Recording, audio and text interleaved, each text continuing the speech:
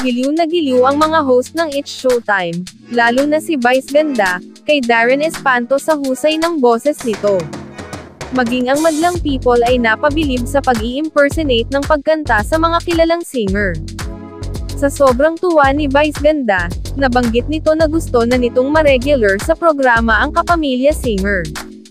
Kamakailan ay nag-trending din ito matapos na malagay sa hot seat, nang tanungin siya ng It's Showtime host na si Bong Navarro. Pinurirat siya kung ano ang programang kanyang pinapanood pagsapit ng noontime. Inurot naman si Darren ni Teddy Corpuz, na napansin ang pagkabigla at pagiging blanko ng biriterong singer. Medyo matagal ang sagot mo Darren ah. Diit ni Teddy. Hindi, kasi, yung utak ko nasa ASAP taping po. Say ni Darren. Hirit ng mga netizens. Naipit daw si Darren sa best friend, at rumored girlfriend na si Cassie Legaspi, na isa sa bagong host ng rebranded na It Bulaga, na kalaban ng It's Showtime.